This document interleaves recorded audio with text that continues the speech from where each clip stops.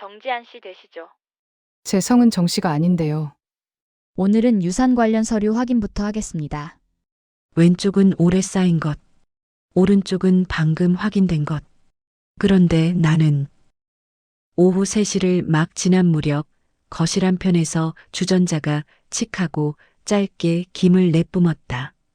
물 끓는 소리가 일정한 간격으로 바닥을 훑고 지나갔고 나는 선반 앞에 서서 라벨지를 한 장씩 떼었다. 펜촉이 종이 위를 스칠 때마다 미세한 긁힘이 손목뼈를 타고 올라왔다. 병 표면의 유리결이 차갑게 손끝을 받쳤다. 간장, 식초, 고춧가루, 그리고 오늘 날짜를 적은 양념. 작은 유리병을 선반 끝자리에 밀어넣고 라벨이 정면을 향하도록 병을 천천히 돌렸다. 모서리를 손톱으로 눌러 공기를 빼고 한 걸음 물러나 선반 전체의 간격을 맞췄다. 흩어졌던 것들이 한 줄로 가지런히 맞춰지는 느낌이 손끝에 남았다. 부엌 문턱에 기대 엄마가 나를 보았다. 아가, 점심 뭐 먹을래? 익숙한 호칭이 방 안에 가볍게 걸렸다. 나는 선반의 마지막 병을 톡소리 나게 놓고 답했다. 아무거나요. 엄마 드시고 싶은 거요. 그녀는 냉장고 문을 열며 고개를 끄덕였다. 김치통 뚜껑이 빠지는 소리와 플라스틱 마찰음이 겹쳐 나왔다. 엄마는 손수건으로 물기를 닦고 접힌 모서리를 테이블 끝에 걸치듯 내려놓았다. 선반 위 가족사진 한 장이 있었다. 가운데에 선 나, 내 어깨에 손을 얹은 엄마, 뒤쪽으로 작게 보이는 마당의 목련나무. 액자 테두리에 앉은 먼지를 손수건으로 쓸어내며 프레임을 살폈다. 액자를 들자 뒷면에 접힌 포스트잇이 끼워져 있었다. 누렇게 바랜 종이에 엄마의 글씨로 2003년 봄. 앞면 귀퉁이에 인쇄된 날짜와 달랐다. 종이의 접힘선을 엄지로 쓸어보다가 포스트잇을 다시 같은 각도로 밀어 넣었다. 종이의 거친 섬유가 손톱 밑을 스쳤다. 부엌에서 알람 시계가 짧게 울렸다. 나는 가스레인지로 가서 냄비 뚜껑을 열었다. 부풀어 오른 쌀알 사이로 김이 후하고 올라와 안경을 얇게 흐리게 했다. 눈을 가늘게 뜨자 스테인리스 표면에 작은 물방울이 맺혔다. 엄마는 식탁보에 주름을 펴다가 내 쪽을 보며 말했다. 오늘 상담 가는 날이지? 나는 뚜껑을 살짝 비스듬히 얹고 불을 낮췄다. 네, 4시 반. 그녀는 더 묻지 않고 손수건으로 테이블 모서리를 한 번 더 훑쳤다. 손수건 끝이 약간 흘러내려 다시 접혔다. 며칠 전에 정해둔 그 일정을 서로 입에 올릴 일은 많지 않았다. 대신 냄비 안의 물소리가 간격을 좁혔다가 넓혔다가 하며 공간을 메웠다. 뚜껑이 자리를 잡는 탁하는 금속성 소리가 거실 쪽으로 작게 번졌다. 가방을 챙기러 방으로 들어갔다. 옷장 서랍 깊숙이 접어둔 파란 목도리를 꺼냈다. 마지막 겨울, 엄마가 밤마다 뜨개질하던 손의 리듬이 감촉으로 남아 있었다. 곳곳에 실밥이 올라와 있었지만 손끝으로 눌러도 다시 일어섰다. 오래된 양모 냄새가 코끝에 맴돌았다. 목도리를 한번 펼쳤다가 같은 선으로 다시 접어 가방 안쪽에 눕혔다. 접힌 선이 2번, 3번 겹치며 매끈한 면을 만들었다. 거실로 돌아오니 창밖 햇살이 바닥 러그의 털을 한쪽으로만 눕혔다. 선아가 주전자에서 물을 따르자 얇은 물줄기가 컵벽을 타고 돌며 작은 소용돌이를 만들었다. 벽식의 초침이 째깍하고 지나가는 박자와 물소리의 회전이 미세하게 어긋났다. 나는 가방 끈을 어깨에 올려놓고 길이를 한 칸 줄였다. 어깨에 닿는 무게가 조금 달라졌다. 문 앞에서 신발을 고쳐 신었다. 현관 거울에 비친 얼굴은 조용했다. 가방 틈새로 파란색의 가장자리가 얇게 드러나 있었다. 손잡이를 잡은 손에 힘을 주었다가 풀었다. 입술 안쪽에서 한 문장을 접어 넣었다. 오늘은 서류에 적힌 말들을 내 눈으로 끝까지 확인할 것. 손잡이를 돌리자 경첩이 부드럽게 움직였다. 틈으로 들어온 바람이 목도리 끝을 아주 조금 흔들었다. 건물 로비는 생각보다 조용했다. 대리석 바닥을 밟을 때마다 구두 뒤꿈치의 박자가 높은 천장을 한번 치고 벽으로 얇게 퍼졌다. 공기청정기 특유의 미세한 바람 냄새가 돌았고 안내 표지의 금속면이 오후 햇살을 고르게 반사했다. 엄마가 내 옆에서 가방 끈을 고쳐주었다. 손가락이 손잡이를 2번 감아 잠그듯 조여들었다.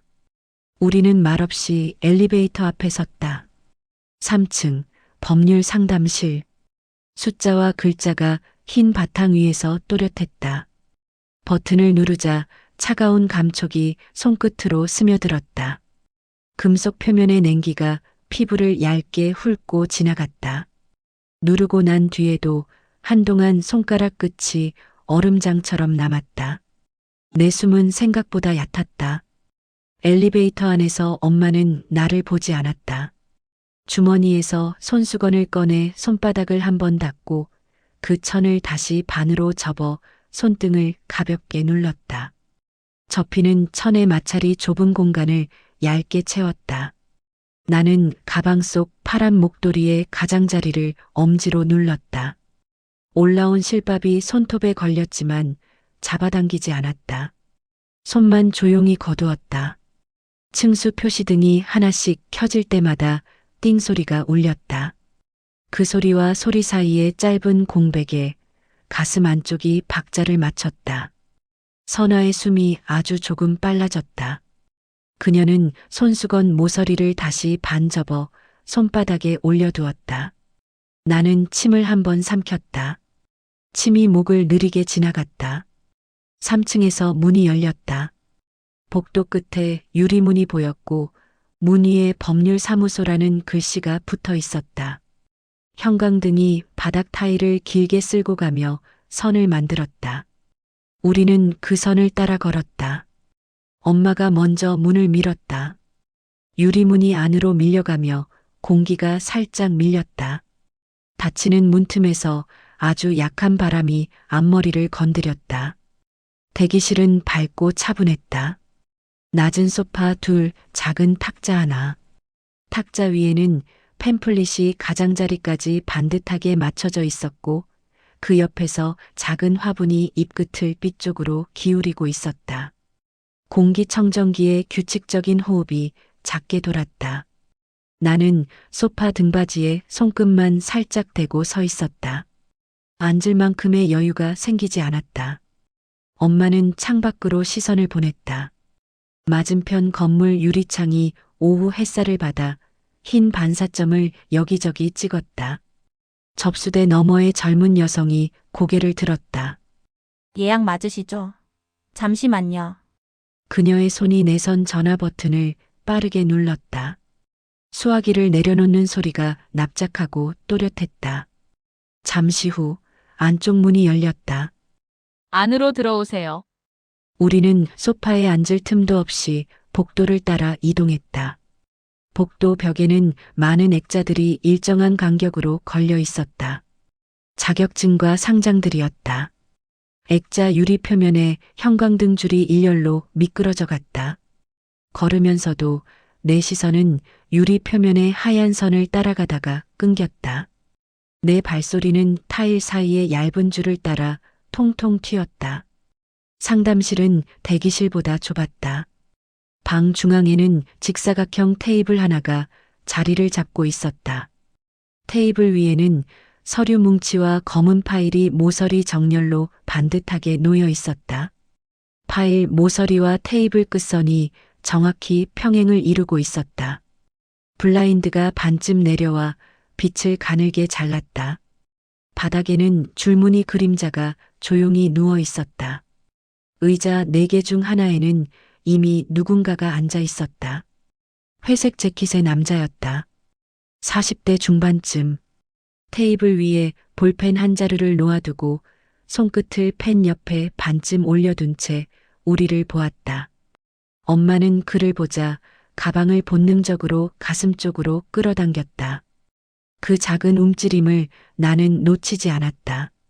남자는 고개를 짧게 숙였다. 처음 뵙겠습니다. 정태수입니다.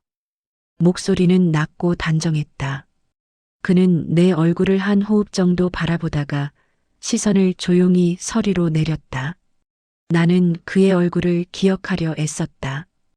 떠오르는 것은 거의 없었다. 다만 눈매의 기울기가 어쩐지 낯익었다. 엄마는 내 옆자리에 앉아 가방을 무릎 위에 올렸다. 지퍼가 반쯤 열려 있었고 파란 목도리의 끝이 가늘게 비쳐 보였다. 의자 등받이가 허리에 닿았고 표면의 차가움이 옷 사이로 얇게 스며들었다.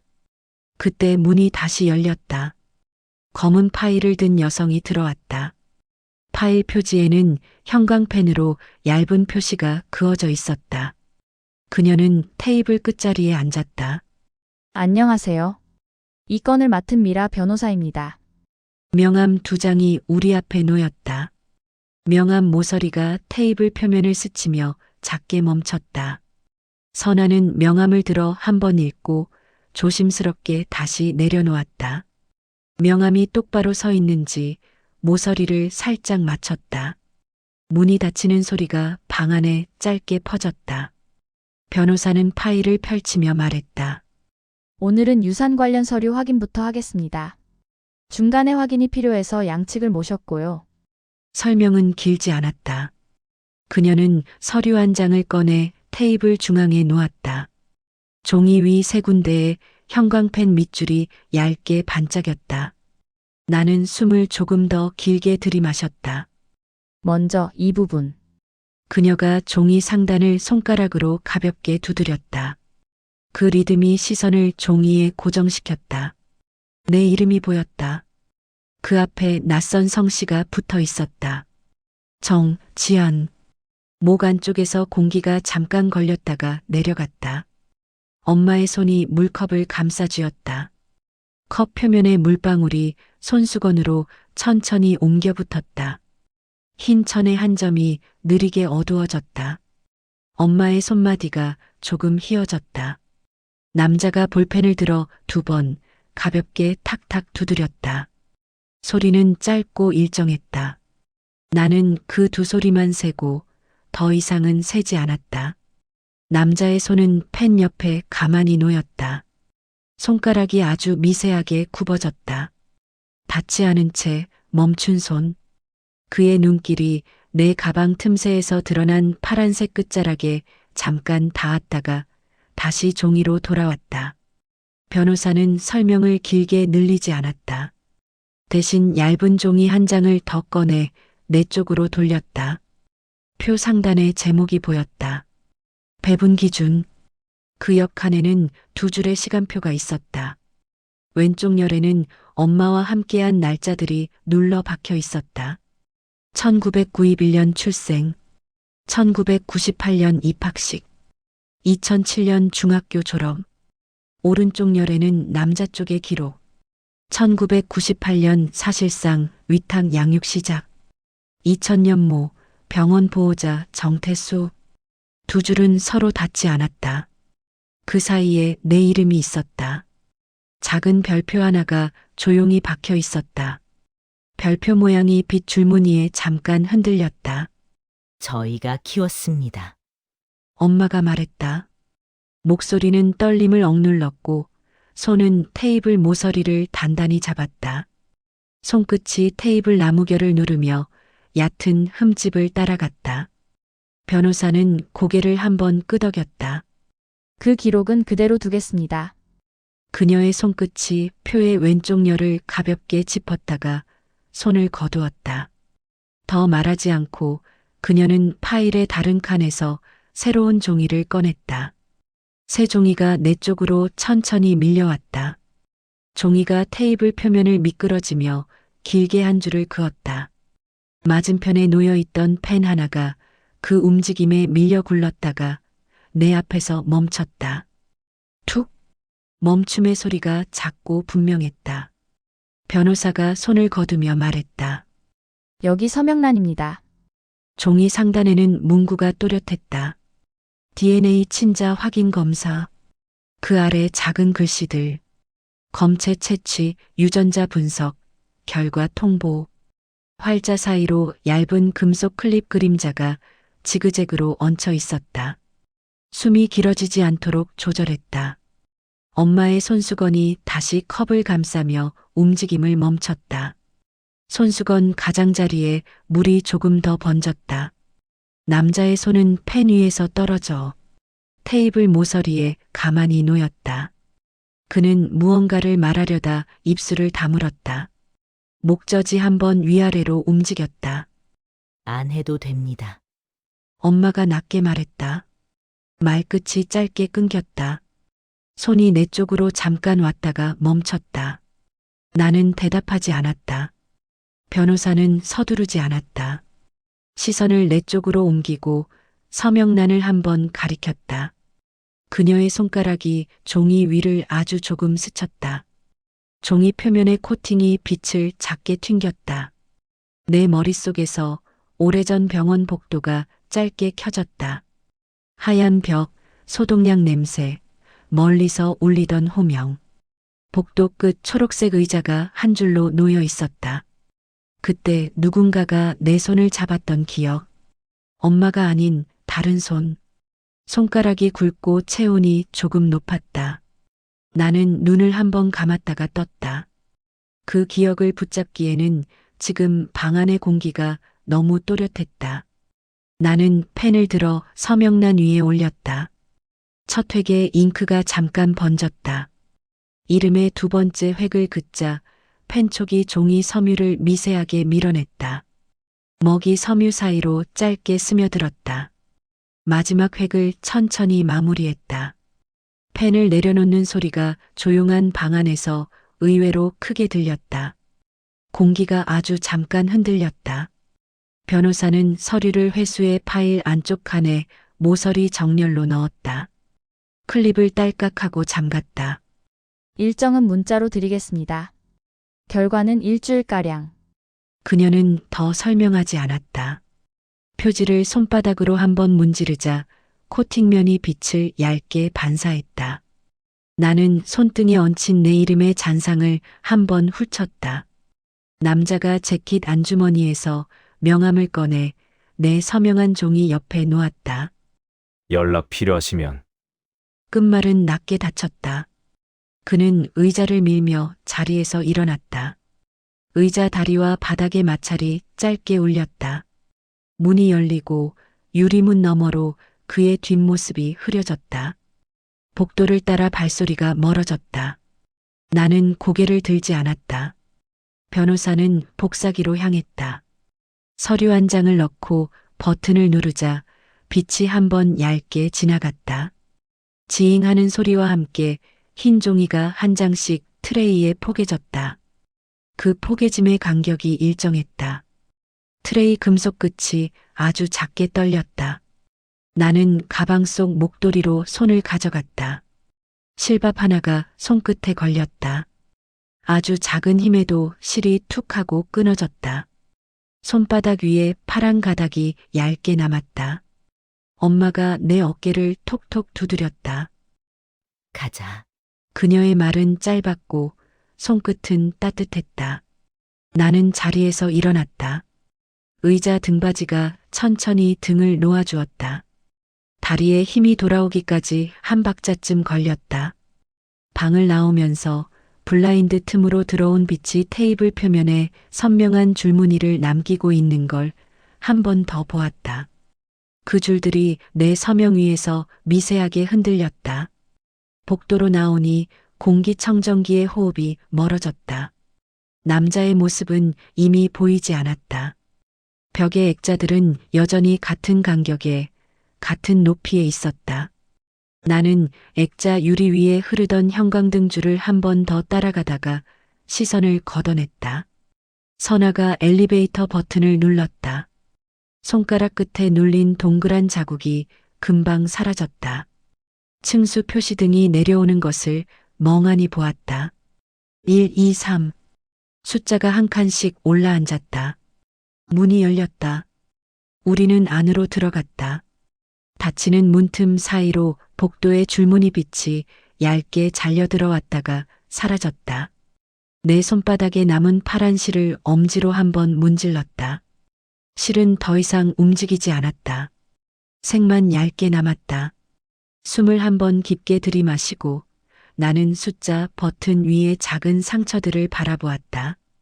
누군가의 많은 손끝이 남긴 자국들. 오늘의 내 자국도 그 사이에 얇게 더해졌다. 건물을 나서자 바람이 먼저 얼굴을 스쳤다. 차가운 공기가 뺨을 얇게 베고 지나갔다. 나는 가방에서 목도리를 꺼내 목에 둘렀다. 풀려나온 실밥이 목덜미에 닿았다. 거칠었다. 엄마는 버스 정류장 쪽으로 몸을 틀었다. 어깨가 평소보다 조금 더 안쪽으로 말려 있었다. 발끝이 보도블록의 홈을 조심스레 골라 밟았다. 정류장 벤치에 앉자 가방이 무릎 위로 천천히 내려앉았다. 평소와 같은 무게인데 오늘은 더 깊게 눌렀다. 전광판에 도착 시간이 떴다. 10분. 숫자가 한 칸 줄어드는 동안 손끝에서 목도리 실이 한 올 더 올라왔다. 엄마는 말이 없었다. 손수건을 꺼내 입술을 살짝 눌렀다. 접힌 천의 모서리가 2번 접혀 다시 네모가 되었다. 나는 도로를 바라보았다. 차선 위 흰 화살표가 바람에 흔들리는 낙엽을 가볍게 밀었다. 신호등이 바뀌었다. 사람들이 건넜다. 매일 보던 움직임이 오늘은 유리 뒤에서 일어나는 것처럼 멀었다. 목도리 끝을 만지작거리다. 실밥 하나가 손톱에 걸렸다. 그냥 둔 채 손을 거두었다. 버스가 왔다. 카드 찍히는 소리가 2번 또렷했다. 뒷좌석에 나란히 앉자 히터 바람이 무릎에서 올라와 허리까지 닿았다. 창밖 풍경이 일정한 속도로 흘렀다. 가로수, 상가 간판, 횡단보도. 엄마의 시선은 유리창에 걸린 채 움직이지 않았다. 나는 무릎 위 가방을 내려다보았다. 지퍼틈 사이로 파란 실이 얇게 나와 있었다. 오른편에서 누군가 기침을 했다. 앞 좌석 어딘가에서 전화벨이 울렸다. 일상의 소리들이 귓가를 스쳐갔지만 나는 그 소리들의 안쪽에 닿지 못했다. 해가 조금 기울었을 때 집에 도착했다. 현관문이 열리자 익숙한 냄새가 먼저 나왔다. 된장, 쌀밥, 세제. 신발을 벗어 신발장 옆에 가지런히 맞췄다. 거실로 들어서자 선반 위 가족 사진이 눈에 들어왔다.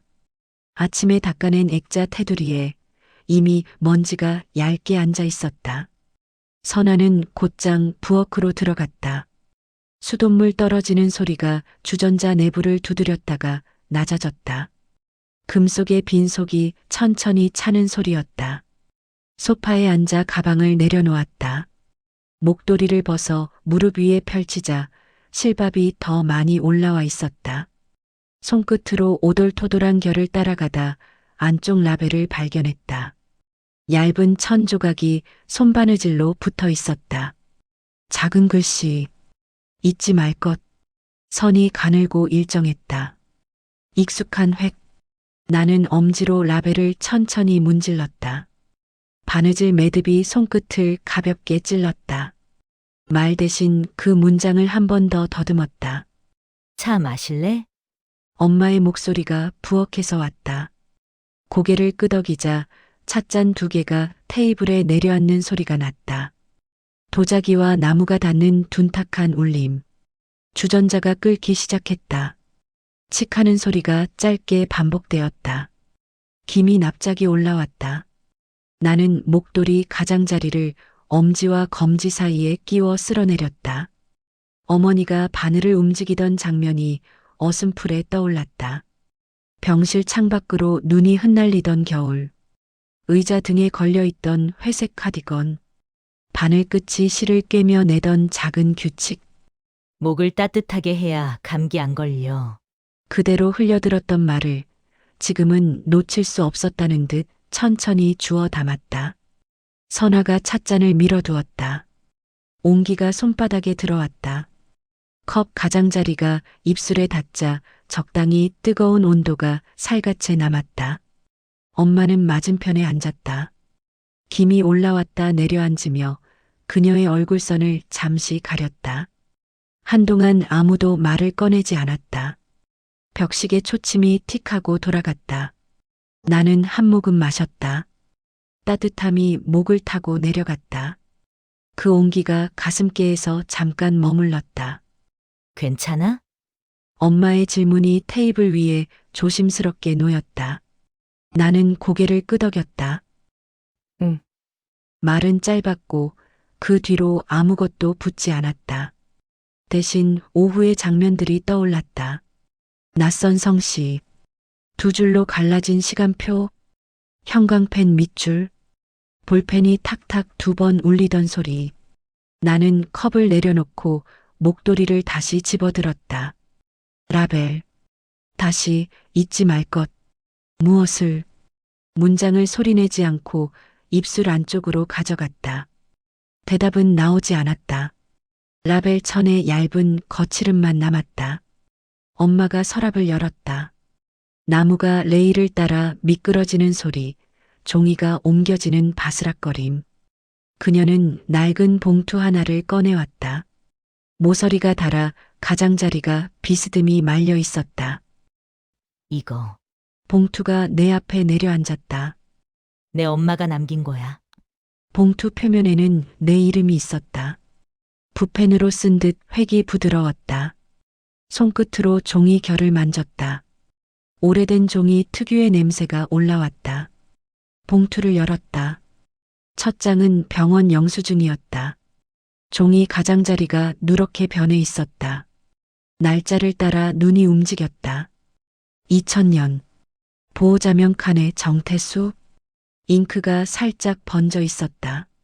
조심히 숨을 들이마셨다. 영수증을 무릎으로 옮기고 두 번째 종이를 꺼냈다. 작은 메모였다. 목도리, 잊지 말 것. 파란색. 내가 좋아하던 색. 글자 옆에 바늘 구멍 같은 점이 있었다. 메모지 모서리가 여러 번 접힌 듯 선이 짙었다. 세 번째 장은 사진. 흑백. 어린아이 하나가 어른의 품에 안겨 있었다. 초점이 옅어 얼굴은 흐릿했다. 대신 팔로 감싸는 손의 힘이 또렷했다. 사진 뒷면에 연필로 1998년이 적혀 있었다. 영수증, 메모, 사진. 세 조각의 과거를 테이블 위로 옮겼다. 종이 표면을 손바닥으로 살짝 눌러 평평하게 폈다. 글자, 잉크, 접힘선, 오래된 공기의 냄새. 엄마가 컵을 입술로 가져갔다. 도자기가 받침에 닿는 소리가 작게 났다. 내 엄마는 알고 있었어. 그녀가 말했다. 한 번 숨을 골랐다. 처음부터. 컵 속 김이 그녀의 말끝에 닿았다. 그래도 너를 우리 딸로 키웠지. 말과 말 사이에 손수건이 한 번 올라갔다 내려왔다. 그녀의 눈가가 얕게 젖어 있었다. 테이블 위 휴대폰이 짧게 떨렸다. 진동이 나무 표면에서 둔탁하게 번졌다. 화면에 불이 들어왔다. 법률사무소. 문자였다. 검사 일정 안내. 내일 오전 10시 병원 2층 검사실. 신분증 지참. 문장을 두 번 더 읽었다. 단어 사이로 시간을 세었다. 내일 오전 10시. 화면은 천천히 어두워졌다. 불이 꺼지자 방이 더 조용해진 것 같았다. 내일이네. 엄마가 컵을 내려놓으며 말했다. 고개가 아주 조금 끄덕여졌다. 나는 대답 대신 숨을 길게 뺐다. 시간은 딱 맞춰 지나가고 마음은 그 속도를 따라가지 못했다. 영수증을 들어 보호자명 칸을 한번 훑쳤다. 정태수? 오후에 본 남자의 얼굴이 함께 떠올랐다. 회색 재킷, 낮은 목소리, 눈매의 기울기. 거울에 비친 내 눈의 선과 겹치는 순간이 한 번 있었다. 나는 영수증을 봉투로 돌려 넣었다. 부엌 시계가 6번 울렸다. 저녁 준비. 엄마가 냉장고 문을 열었다. 차가운 공기가 발목 쪽으로 흘렀다. 밥 먹자. 반찬통 뚜껑이 연달아 열리는 소리. 김치, 나물, 된장. 익숙한 이름들이 테이블 위 자리를 잡아갔다. 나는 행주를 쥐고 식탁을 훑었다. 나무결의 미세한 흠이 손끝에서 몇 번 걸렸다 풀렸다. 밥그릇 2개, 국그릇 2개, 반찬 접시 4개. 우리는 마주 앉았다. 숟가락을 들자 금속의 차가운 감촉이 손바닥으로 들어왔다. 밥을 떠입에 넣었다. 씹는 횟수를 세지 않으려 했지만 혀가 무심코 세었다. 3, 4, 5. 맛은 잘 느껴지지 않았다. 씹고 삼키면 목의 따뜻함이 잠깐 남았다 사라졌다. 엄마도 비슷했다. 몇 숟가락을 뜨고 나서 숟가락을 놓았다. 나는 묻지 않았다. 대신 물컵을 그녀 쪽으로 옮겼다. 물이 컵벽을 스치며 얇게 흔들렸다. 설거지 물이 싱크대에서 흘렀다. 스펀지가 접시 표면을 원을 그리며 닦았다. 거품이 흰 산을 만들었다가 배수구로 사라졌다. 물줄기를 잠그자 집이 다시 조용해졌다. 행주로 손을 닦으니 손가락 끝이 약간 불어 있었다. 그때 휴대폰 화면에 이름이 떴다. 미라 변호사. 전화였다. 나는 수건을 내려놓고 받았다. 네, 내일 일정 확인차 연락드렸습니다. 미라의 목소리는 낮았다. 검사는 30분 정도, 대기 포함 시 조금 더 걸릴 수 있습니다. 준비물은 문자대로. 그녀는 필요한 말을 간결하게 정리했다. 확인 서류는 제가 챙기겠습니다. 나는 네, 알겠습니다라고만 말했다. 통화 종료 표시가 켜졌다가 꺼졌다. 방안이 통화 전과 같은 모양으로 되돌아왔다. 거실로 돌아가니 엄마가 소파 끝에 앉아 있었다. 그녀의 손이 목도리 위를 조심스레 오갔다. 실밥을 눌러보지만 금세 다시 올라왔다. 고쳐줄까? 그녀가 물었다. 나는 고개를 저었다. 괜찮아요. 그대로 둘래요. 풀린 채로 남겨둔 실이 빛을 살짝 잡았다 놓았다. 선아가 목도리를 내 무릎 위에 올려두었다. 무게가 얌전히 얹혔다. 어둠이 천천히 올라왔다. 엄마는 방으로 들어갔다. 문이 조용히 닫혔다. 거실에 혼자 남자 창밖 가로등 불빛이 커튼을 얇게 발랐다. 바람이 불 때마다 가지 그림자가 커튼에 얇게 흔들렸다. 봉투 속 종이들을 다시 꺼내 바닥에 나란히 놓았다. 영수증, 메모 사진. 세 조각을 위아래로 맞추어 보기도 하고 가로로 나란히 두어 보기도 했다. 순서를 바꾸어도 글자들은 같은 자리를 가리켰다. 오래된 종이 냄새가 다시 올라왔다. 나는 한 장씩 손바닥으로 눌러 공기를 뺐다. 모서리 4곳이 바닥에 평평히 닿았다. 시계를 올려다보았다. 초침이 규칙적으로 움직였다. 나는 목도리를 내 옆에 펼쳤다. 라벨의 작은 글씨를 다시 읽었다. 잊지 말 것. 소리내지 않고 입안에서 한 번 따라 썼다. 무엇을 잊지 말아야 하는지 문장으로 정리하지 않고 손을 라벨에 얹어두었다. 손바닥의 온기가 천을 통해 아주 천천히 스며들었다. 거실은 조용했다. 냉장고 모터가 한 번 켜졌다 꺼졌다. 나는 바닥에 놓인 3장의 종이를 차례로 바라보고 다시 목도리를 봤다. 내일의 시간이 문장보다 먼저 도착해 있는 것 같았다. 다음 날 아침 병원 2층 복도는 소독약 냄새로 포개져 있었다. 형광등이 하얀 빛을 쏟아내고 그 빛이 바닥을 기름막처럼 얇게 덮었다. 구두 뒤꿈치가 바닥을 치는 소리가 한 박자씩 메아리로 돌아왔다. 엄마와 나란히 걸었다. 그녀의 숨이 반박자 빠르게 들렸다. 복도 끝 표지판 검사실.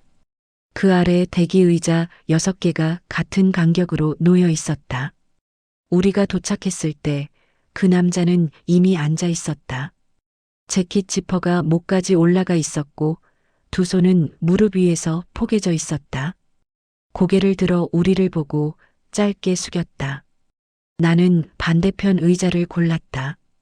의자 등받이가 차갑게 등을 받아냈다. 플라스틱 표면은 체온을 흡수하지 못하고 그저 차가움을 되돌려 보냈다. 엄마가 내 옆에 앉으며 가방을 무릎 위에 올렸다. 벽시계가 째깍거렸다.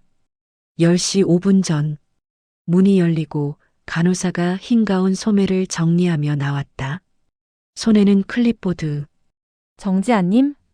낯선 성씨가 앞에 붙은 내 이름. 나는 일어섰다. 엄마가 내 손을 잡았다. 괜찮아?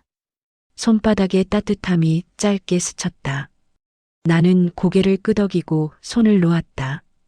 검사실 문을 닫자 공기가 한 번 정리됐다. 에어컨이 강했다. 금속 캐비닛, 의자, 작은 테이블. 테이블 위 면봉과 라벨지, 투명 용기가 모서리 맞춤으로 놓여 있었다. 간호사가 의자를 가리켰다. 여기 앉으세요. 팔걸이는 금속 특유의 냄새를 품고 있었다. 손바닥이 닿자 얇은 땀이 표면에 번졌다. 구강상피세포 채취합니다. 비닐 포장이 찢어지는 소리가 짤깍하고 낮게 끊겼다. 입 벌려주세요. 볼 안쪽을 따라 부드럽게, 그러나 분명히 훑는 압력.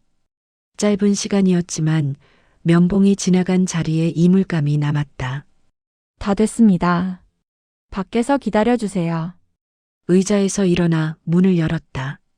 혀끝으로 볼 안쪽을 무심코 훑었다. 복도로 나오자 그 남자가 맞은편 문에서 나왔다. 눈이 잠깐 마주쳤다. 말은 없었다. 구두 소리만 복도를 타고 길게 뒤로 흘렀다. 엄마가 옆으로 다가와 팔짱을 걸었다. 이제 기다리면 되네. 그녀의 목소리는 낮았고 끝이 흔들리지 않았다. 창밖 구름이 지나가며 빛을 가렸다 다시 열었다. 복도의 밝기가 얇게 출렁였다. 일주일이 흘렀다. 그동안의 하루는 이전과 다르지 않게 움직였다. 아침, 밥, 설거지, 라벨. 병을 선반에 올릴 때마다 라벨을 정면으로 돌렸다. 엄마도 주전자를 끓이고 빨래를 널고 저녁 반찬을 준비했다.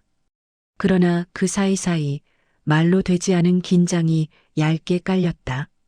저녁 숟가락이 그릇을 치는 소리가 평소보다 크게 들렸다. 밤마다 봉투를 열어 종이를 꺼냈다.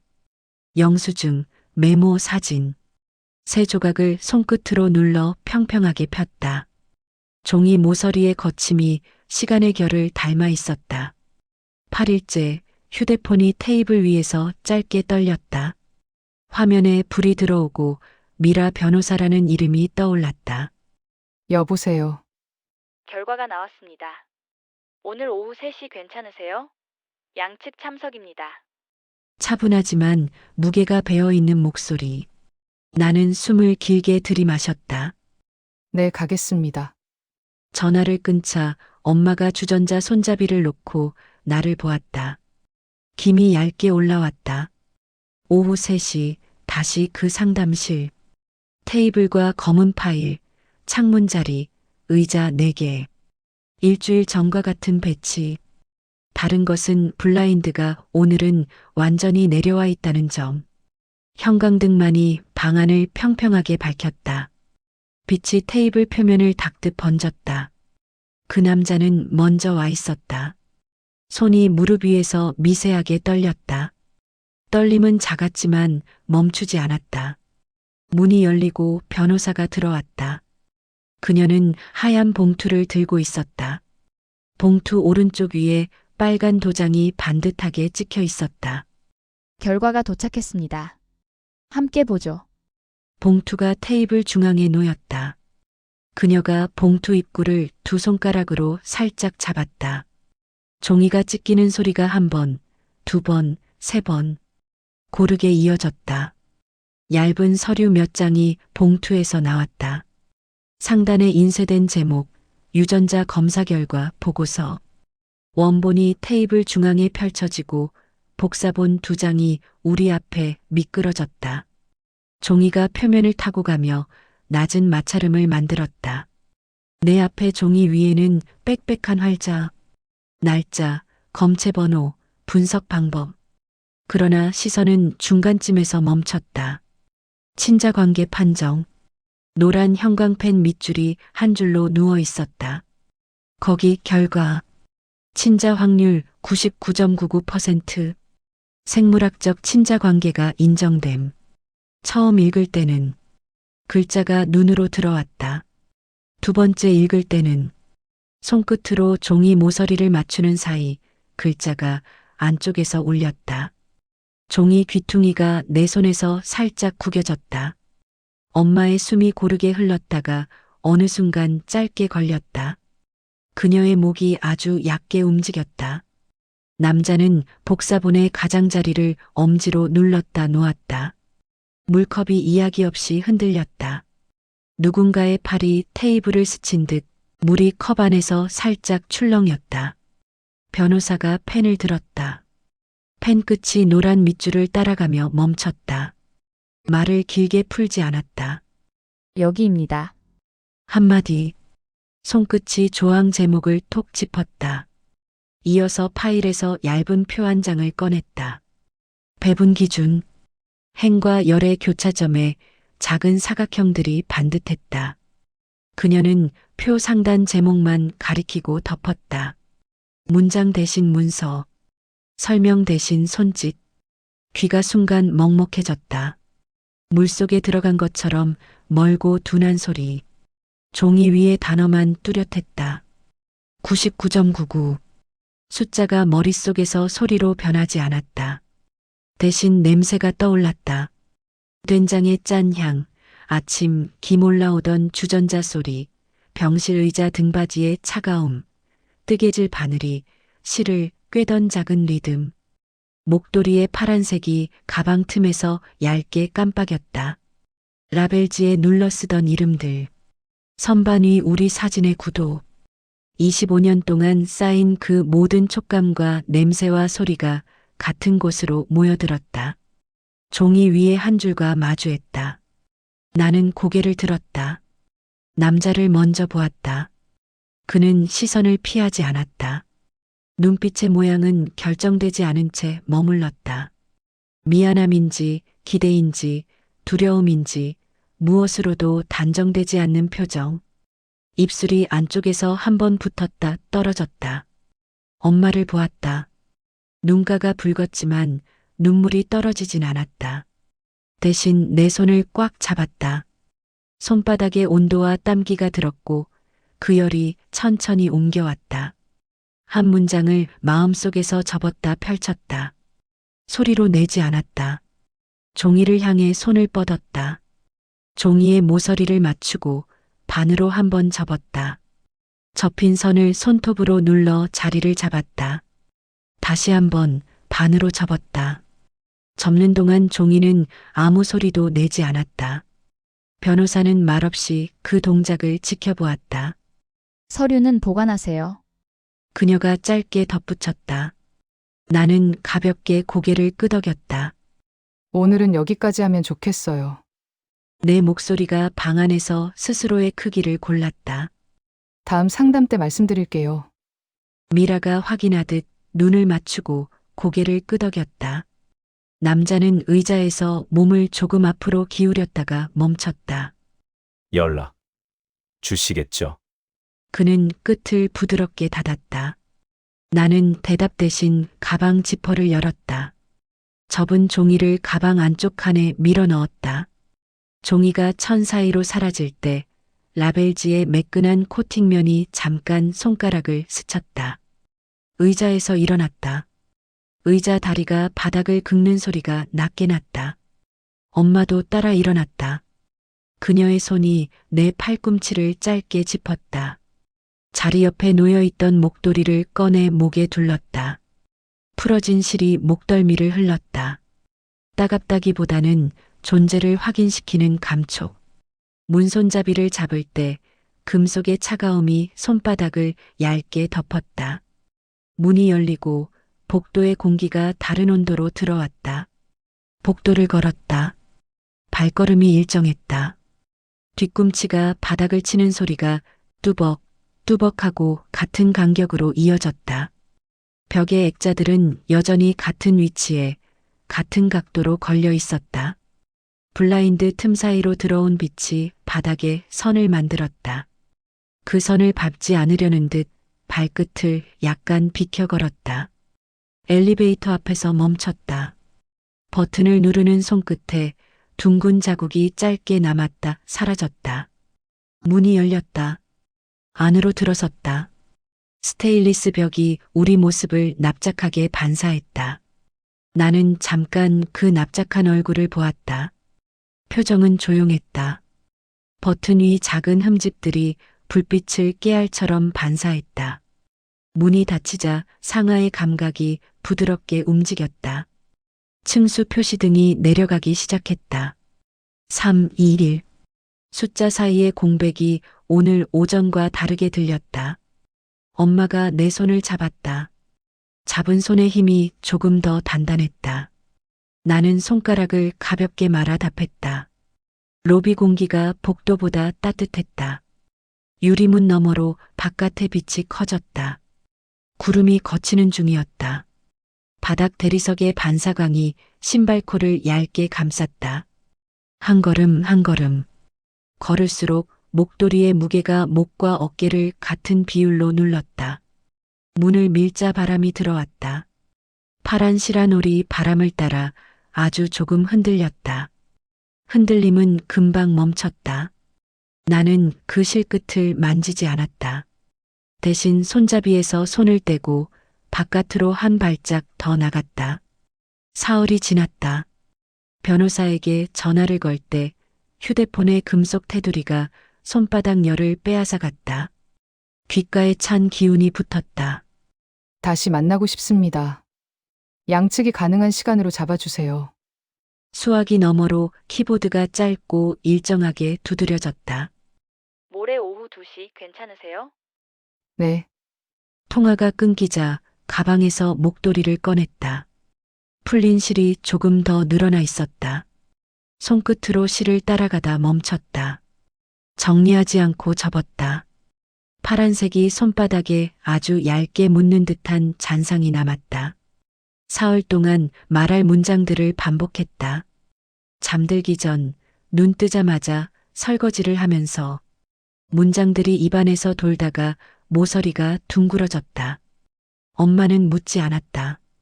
대신 밥상을 조금 더 가지런히 놓고 내 옆에 조용히 앉아 있었다. 그 침묵이 등받이처럼 등을 받쳤다. 모레 오후 2시가 가까워졌다. 복도 형광등은 변함없이 밝았고 소독약 냄새가 여전히 얇은 막을 만들었다. 엄마의 옷차림이 평소와 달랐다. 검은 블라우스, 회색 치마. 손수건이 가방 안쪽으로 들어가는 동작이 보였다. 나는 흰 셔츠와 감색 바지를 골랐다. 목도리는 가방에. 문 앞에서 숨을 길게 들이마시자 엄마가 손을 잡았다. 준비됐어? 손끝이 닿는 순간 심장이 한 박자 느리게 내려앉았다. 고개를 끄덕였다. 문을 열자 남자와 변호사가 먼저 앉아 있었다. 테이블은 전과 같았다. 오늘은 블라인드가 반쯤 열려 있었다. 햇빛이 사선으로 들어와 테이블 한쪽을 밝히고 반대쪽을 그림자로 남겼다. 빛과 그림자의 경계가 테이블 중앙을 가로질렀다. 나는 긴 변이 아닌 짧은 변 끝에 앉았다. 의자 다리가 바닥을 긁는 소리가 한 번 났다. 엄마는 내 옆, 남자는 오른쪽, 변호사는 왼쪽. 네모난 테이블이 오늘은 삼각형처럼 느껴졌다. 미라가 파일 표지를 펼쳤다. 코팅면이 빛을 얇게 튕겼다. 오늘은 유산 분배 절차. 손을 들어 말을 멈췄다. 손바닥이 공중에서 잠깐 정지했고 햇빛이 손가락 사이를 새어나갔다. 잠깐만요. 제가 먼저 말씀드릴게요. 미라의 펜촉이 종이 위에서 멈췄다. 남자가 등받이에 몸을 살짝 기대며 나를 보았다. 가방 지퍼가 천천히 열렸다. 지퍼가 열리는 소리. 안에서 봉투 2개를 꺼냈다. 하나는 오래된 누런 봉투. 모서리가 닳아 종이 결이 거칠었다. 다른 하나는 하얀 봉투. 오른쪽이 빨간 도장이 또렷했다. 두 봉투를 빛과 그림자의 경계 위에 나란히 내려놓았다. 누런 봉투 왼쪽, 하얀 봉투 오른쪽. 테이블에 닿는 가벼운 소리가 2번 났다. 이 2개가 제 삶입니다. 목소리는 생각보다 낮고 단정하게 나왔다. 왼쪽은 오래 쌓인 것, 오른쪽은 방금 확인된 것. 내가 말할 때 햇빛이 봉투 가장자리를 얇게 그었다. 둘 중 하나를 선택하지 않겠습니다. 변호사의 펜이 허공에서 아주 조금 흔들렸다 멈췄다. 남자가 의자를 반뼘쯤 뒤로 밀었다. 바닥과 다리가 부딪히며 내는 소리가 작게 긁혔다. 엄마는 허리띠를 매무새하듯 한번 잡아당겼다. 숨소리가 고르게 돌아왔다. 가방에서 목도리를 꺼냈다. 펼쳐질 때 공기가 천 사이로 들어찼다. 파란색이 사선의 빛을 받아 더 밝아졌다. 풀린 실이 공중에서 한번 흔들렸다. 목도리 양끝을 양손으로 잡아 2 봉투 사이에 내려놓았다. 천이 봉투 모서리에 걸리며 마찰음을 냈다. 파란 선이 누런 봉투와 하얀 봉투를 이어주었다. 다리처럼 보였다. 이건 어머니가 제게 만든 거예요. 내 손가락이 라벨을 한번 눌렀다. 잊지 말 것. 그 문장이 손끝을 지나갔다. 실밥이 풀렸지만 여전히 따뜻합니다. 완벽하지 않아도 기능합니다. 제 삶도 그렇게 하겠습니다.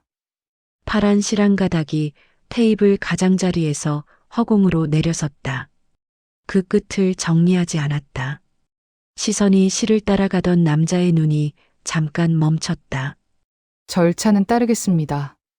나는 누런 봉투를 한 번, 하얀 봉투를 한 번 톡톡 두드렸다. 소리가 양쪽으로 똑같이 번졌다. 다만 이름과 관계는 제가 정하겠습니다. 엄마는 엄마입니다. 그건 시간이 증명했습니다. 태수 씨와의 혈연도 부정하지 않겠습니다. 두 이름을 같이 쓰겠습니다. 가치라는 단어가 입에서 느리게 떨어졌다. 방한 공기가 그 단어를 잠깐 붙잡았다.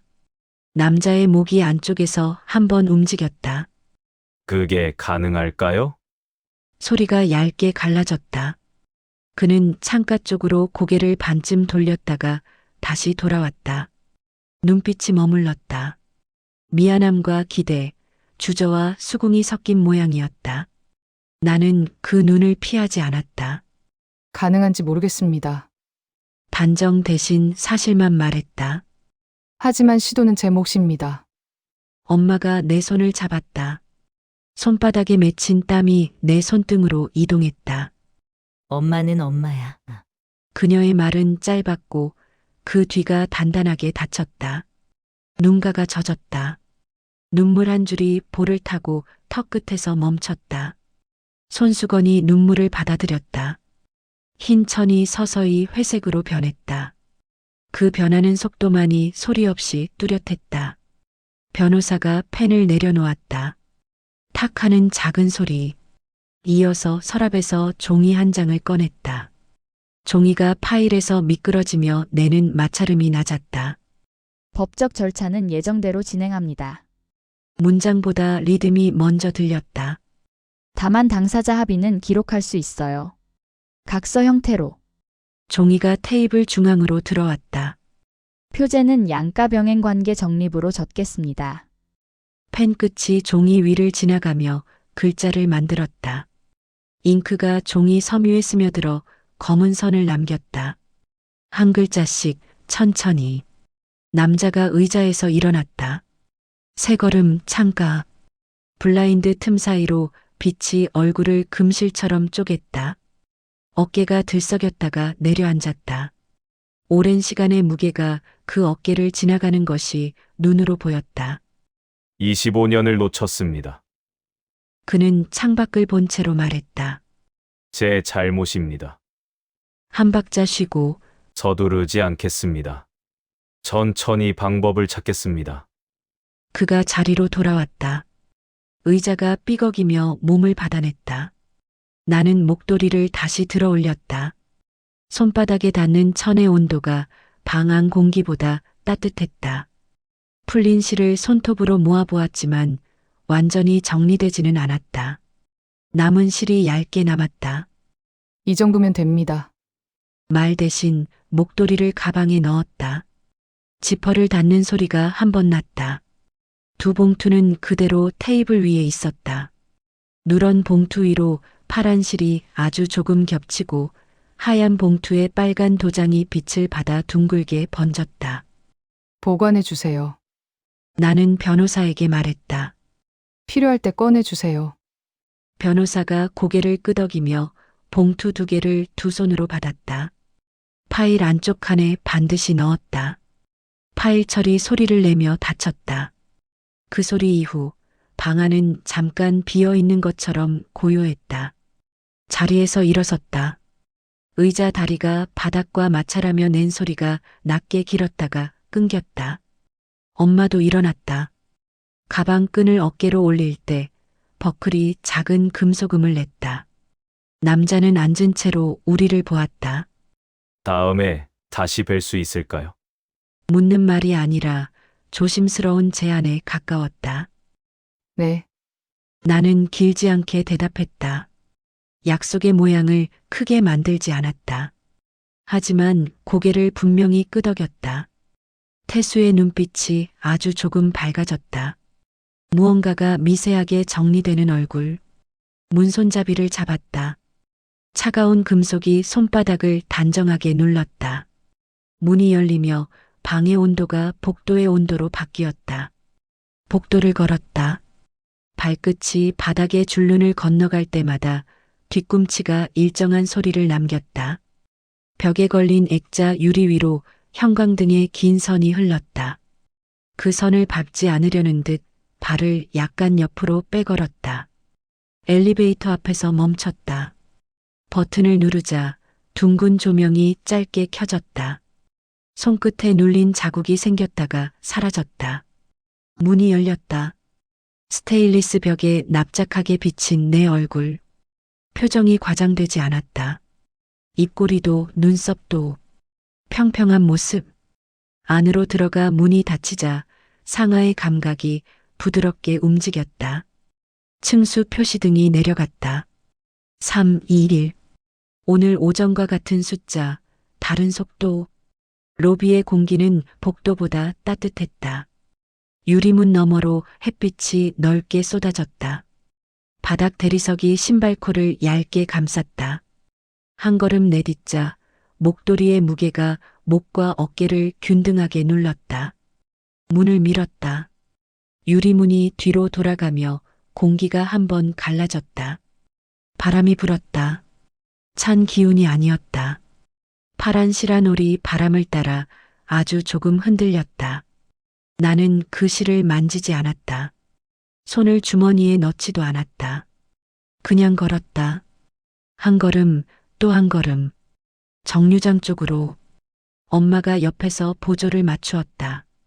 발소리가 2개의 박자로 포개졌다. 하늘을 올려다보았다. 구름이 천천히 흘렀다. 빛이 구름 사이를 옮겨 다녔다. 숨을 깊게 들이마셨다. 공기가 폐를 넉넉히 채웠다. 내쉬자 어깨에서 힘이 아주 조금 빠져나갔다. 가슴 안쪽에서 무언가가 자리를 찾는 느낌. 아직 이름을 붙일 수 없는 모양이었지만 분명히 어딘가에 닿아 있었다. 길 모서리를 돌 때 파란 실끝이 코트 깃에 스쳤다. 따가울 만큼 선명한 감촉. 나는 그 감촉을 기억하기로 했다. 이름을 급하게 붙이지 않고 걸음을 맞추며 집에 도착한 건 오후 4시쯤이었다. 현관문이 안쪽으로 밀리며 고무 패킹이 문틀을 스치는 소리가 났다. 공기에는 된장과 쌀밥, 세제 냄새가 겹겹이 깔려 있었다. 나는 신발을 벗어 신발장 옆에 가지런히 세웠다. 엄마의 검은 구두 옆에 내 운동화가 나란히 섰다. 뒤축을 벽선에 맞추고 한 번 더 발끝을 정리했다. 두 켤레의 간격이 같아졌다. 거실로 들어오며 커튼을 반쯤 닫았다. 금속 고리가 레일 위를 미끄러지며 찰칵찰칵 소리를 남겼다. 빛과 그림자의 경계가 바닥 위에 줄무늬를 만들었다. 오후에 햇살이 길게 누웠다. 엄마는 부엌에서 주전자에 물을 받았다. 수돗물이 금속 표면을 때리며 굵은 소리를 내다가 물이 차오를수록 소리가 가늘어졌다. 주전자 무게가 싱크대 위로 천천히 내려앉는 소리가 났다. 나는 소파 대신 식탁 앞에 섰다. 아침에 펼쳐둔 라벨지와 펜이 그대로 있었다. 얇은 먼지층이 펜 몸통에 앉아 있었다. 라벨지 한 장을 떼자 접착면이 찍하고 짧게 숨을 뱉었다. 펜촉을 대고 천천히 글자를 그었다. 우리 집. 새로운 성씨도 다른 주소도 아니었다. 이 공간을 내가 불러줄 이름. 회끝을 단단히 마무리하고 글자를 손바닥 위에 올려 다시 읽었다. 우리 집. 두 단어가 같은 굵기로 서 있었다. 라벨을 식탁 모서리에 붙였다. 접착제가 나무결 사이사이를 채우는 감각이 손끝으로 올라왔다. 공기가 빠져나가도록 손바닥으로 천천히 문질렀다. 모서리를 손톱으로 꾹꾹 눌렀다. 나는 한 걸음 물러나 글자를 읽었다. 우리 집. 식탁은 변하지 않았지만 이름 하나가 붙자 다른 사물이 된 것처럼 보였다. 뒤에서 엄마의 시선이 머물렀다. 좋은 이름이네. 그 말이 방 속으로 가볍게 놓였다. 응. 나는 고개를 끄덕였다. 말보다 라벨 위 잉크가 먼저 대답했다. 가방에서 파란 목도리를 꺼냈다. 며칠 사이 더 구겨지고 풀린 실이 길어져 있었다. 한쪽 끝이 말려 올라가 작은 소용돌이를 만들었다. 천을 펼치자 손바닥에 질감이 살아났다. 부드러움에 숨은 잔잔한 거침. 나는 세탁기 문을 열고 목도리를 넣었다. 세제를 계량컵에 부어 투명한 눈금을 채웠다. 액체가 컵벽을 타고 천천히 흘렀다. 세제를 부은 뒤 버튼을 눌렀다. 물이 차오르는 소리, 드럼이 회전하는 소리, 윙하는 일정한 바람 소리. 소리가 규칙이 되었다. 세탁기 유리창 너머에서 파란 천이 물속을 돌았다. 젖은 파란색이 더 짙게 변했다. 드럼이 한 바퀴 돌 때마다 목도리는 뒤집히고 접혔다가 다시 펼쳐졌다. 물결이 천에 오를 사이로 통과하는 것이 육안으로도 보일 듯했다. 나는 잠깐 그 움직임을 지켜보다 거실로 돌아왔다. 세탁기 소리가 방 한가운데를 일정한 속도로 가로질렀다. 30분 후 신호음이 띵하고 2번 울렸다. 문을 열자 고무 패킹이 빠져나오는 소리가 났다. 젖은 목도리를 두 손으로 들어 세면대 위에서 물기를 짰다. 물줄기가 타일에 똑똑 떨어졌다. 손바닥이 찼다. 베란다 문을 열자 바람이 안쪽으로 한번 밀려 들어왔다. 빨래줄에 목도리를 걸고 집게로 양끝을 고정했다. 플라스틱 집게가 천을 물며 소리를 냈다. 젖은 파란색이 햇빛을 받아 반짝였다. 작은 물방울이 끝에서 맺혔다 떨어졌다. 바닥 콘크리트 위에서 소리가 거의 나지 않게 사라졌다. 목도리가 바람을 탔다. 풀린 실이 바람결을 따라 얇게 흔들렸다. 그 흔들림을 마저 고치지 않았다. 문을 닫으며 유리창이 프레임에 맞닿는 소리를 들었다. 시간이 말려줄 거야. 내 입에서 작은 목소리가 낮게 흘렀다. 테이블 위 휴대폰이 짧게 떨렸다. 화면의 불빛이 그 위에 태수라는 이름이 떠올랐다. 벨소리가 방의 골격을 한번 타고 돌았다. 나는 핸드폰을 들어 올리지 않았다. 한 번, 2번, 3번. 진동이 나무 표면에서 사라졌다 나타났다. 네 번째 벨이 울릴 때 나는 숨을 깊게 들이마셨다.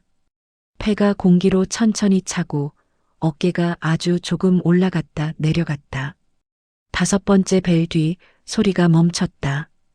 화면은 천천히 어두워졌다. 고요가 제자리를 찾았다. 나는 전화를 받지 않은 손을 내려두고 의자에서 일어났다. 오늘은 급해지지 않기로 했다. 전화 안 받아? 엄마가 주전자 옆에서 물었다. 김이 주전자 입을 떨어져 작은 구름이 되어 흩어졌다. 나중에 할게요. 엄마는 고개를 끄덕이고 냉장고를 열었다. 찬 기운이 발목 쪽으로 스쳤다. 김치, 나물, 계란이 테이블 위에 조금씩 공간을 차지했다. 그릇이 나무 표면에 닿는 소리가 연이어 났다. 저녁 먹자. 네. 밥그릇 2개, 국그릇 2개. 평소의 배열이 제자리로 돌아왔다. 숟가락이 그릇을 치는 소리가 오늘은 유난히 선명했다. 나는 식탁 모서리 라벨을 한 번 더 읽었다. 우리 집. 글자에 검은 잉크가 빛을 살짝 잡았다. 엄마가 내 그릇에 밥을 한 숟가락 더 얹었다. 많이 먹어. 밥알이 혀에 닿았다. 며칠 전과 달리 맛이 돌아왔다. 뜨거움 뒤에 따라오는 단맛, 김치의 매운맛이 혀끝을 가볍게 찔렀다. 씹고 삼키는 동작이 단어처럼 또렷했다. 음식이 식도를 따라 내려가는 길을 느낄 수 있었다. 설거지하는 동안 해가 기울었다. 주황색 빛이 창틀에 닿아 짙어졌다. 구름 가장자리가 분홍으로 물들었다. 물줄기가 그릇의 기름기를 밀어내고 거품이 배수구로 빨려 들어갔다. 손가락 끝이 물에 불어 약간 둥그러졌다. 행주로 물기를 닦으니 면이 금세 젖었다. 부엌 창밖으로 새소리가 한두 번 날아들었다 사라졌다. 휴대폰이 다시 울렸다. 이번엔 메시지. 화면을 켰다. 연락 주시면 감사하겠습니다. 급하지 않습니다. 태수. 문장 사이에 여백이 있었다. 나는 답장을 썼다. 내일 연락드리겠습니다. 전송 버튼을 누르자 작은 소리와 함께 파란 체크 표시 2개가 생겼다. 그 표식이 생각보다 가벼웠다. 밤이 내려앉았다. 엄마는 방으로 들어가 문을 닫았다. 문짝이 문틀에 닿는 소리가 부드럽게 끝났다. 베란다로 나가 목도리를 확인했다. 반쯤 말라 있었다. 손등으로 고르게 어루만지자 촉촉함이 손등에 옮겨 붙었다. 차갑지 않았다. 천의 숨이 돌아오는 중이었다. 나는 그대로 두고 안으로 들어왔다. 시간을 믿기로 했다. 소파에 앉아 창밖을 보니 작은 별 몇 개가 겨우 윤곽을 드러냈다. 많지는 않았지만 그 적음이 오히려 분명했다.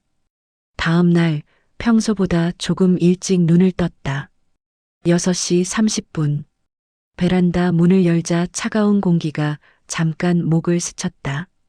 목도리는 완전히 말라 있었다. 손끝에 바삭한 마감이 느껴졌다. 집게를 툭 풀어 목도리를 내렸다. 세제와 햇빛 냄새가 동시에 났다. 상쾌했다. 풀린 실은 여전히 있었지만 더 이상 거슬리지 않았다. 목도리를 4번 접어 서랍에 넣었다. 서랍이 레일 위에서 매끄럽게 닫혔다. 아침을 먹은 뒤 나는 휴대폰을 들었다. 번호를 누르고 통화 버튼을 눌렀다. 벨이 2번 울린 뒤 연결됐다. 여보세요. 어제와 같은 목소리, 오늘은 한 톤 낮았다. 어제 못 받아 죄송해요. 내 목소리가 방 안의 공기를 먼저 살폈다. 괜찮습니다. 그가 짧게 숨을 내뱉었다. 다음 주에 차 한 잔 괜찮을까요? 부담 없이 짧게. 3초 정도의 빈칸. 네. 가능합니다. 그가 한 번 더 호흡을 정리했다. 감사합니다.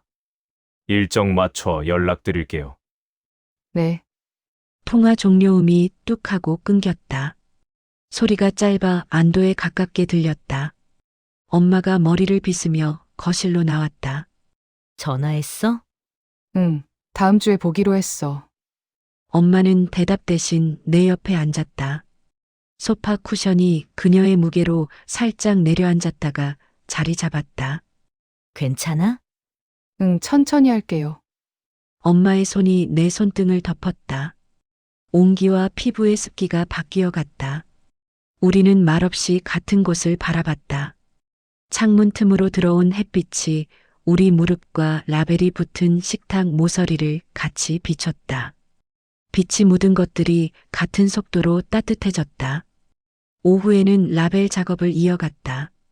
병들을 선반에서 하나씩 내렸고 오래된 라벨의 모서리를 손톱으로 들어 올려 떼어냈다. 끈적임이 유리 표면에 남았다. 마른 행주로 동그랗게 문질러 잔여를 지웠다. 새 라벨을 붙였다. 간장, 식초, 참기름. 글자를 쓸수록 손의 힘이 균등해졌다. 한 병을 놓고 다른 병을 맞추어 세웠다. 라벨의 방향이 모두 정면을 향했다. 한 뼘 물러나 선반을 보니 줄 간격이 비슷해졌다. 선반의 수평이 눈으로도 느껴졌다. 정돈된 모양이 방의 공기를 정리했다. 저녁 무렵 엄마가 말했다. 내일은 밖에서 밥 먹자. 좋아요. 어느 식당일지 정하지 않았다. 내일의 기분과 발걸음이 정하도록 남겨두었다. 밤에는 핸드폰을 침대 머리맡에 놓고 불을 끄고 누웠다. 이불이 어깨를 덮는 소리, 베개가 머리 무게에 적당히 숨을 내주는 소리. 숨을 한 번 크게 들이마셨다. 공기가 폐를 차분히 채웠다. 내쉬자 가슴 안쪽 어딘가가 고요하게 가라앉았다. 아침 공기가 새로웠다. 창문을 조금 열자 커튼이 살짝 들렸다. 나는 서랍에서 목도리를 꺼냈다. 완전히 마른 천이 손에 예의 있게 접혔다. 풀린 실은 여전히 남아 있었다. 손톱으로 살짝 모아보다가 그대로 두었다. 불완전함이 기능을 방해하지 않는다는 것을 어제 이미 배웠다. 목도리를 목에 가볍게 둘렀다. 천이 피부를 덮는 온도가 적당했다. 거울 앞에 서 보니 표정이 과장되지 않았다. 눈과 입 사이의 길이가 평평했다. 점심이 가까워졌을 때 라벨지 한 장을 더 떼어냈다. 펜촉 끝을 눌러 잉크 흐름을 확인하고 글자를 또박또박 썼다. 오늘 라벨을 캘린더 옆 여백에 붙였다. 손바닥으로 한번 눌러 공기를 뺐다. 오늘이라는 단어가 벽에 붙었다. 어제도 아니고 내일도 아닌 것. 사소하지만 선명한 자리. 그 옆에서 식탁 모서리 라벨이 여전히 우리 집을 지키고 있었다. 두 라벨 사이의 거리가 내 하루의 간격처럼 느껴졌다. 휴대폰이 조용히 떨렸다. 화면에는 알림 하나. 태수 다음 주 수요일 오후 괜찮으세요? 나는 손가락으로 네, 그때 뵐게요라고 천천히 입력했다.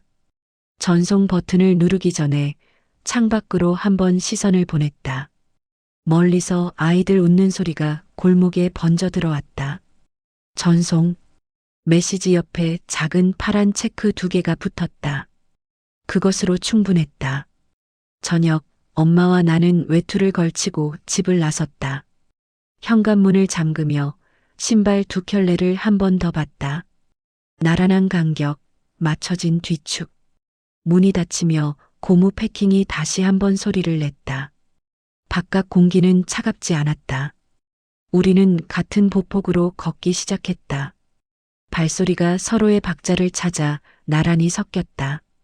골목 끝을 돌 때 코트 깃을 스친 파란 실한 올이 아주 잠깐 빛을 받았다. 나는 그 끝을 굳이 잘라내지 않았다. 남겨둔 채로 걸었다. 오늘을 지나 내일로.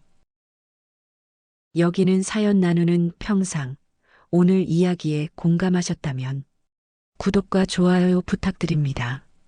당신의 이야기도 댓글로 함께 나눠주세요. 사연 나누는 평상에서 다음 이야기로 다시 만나요.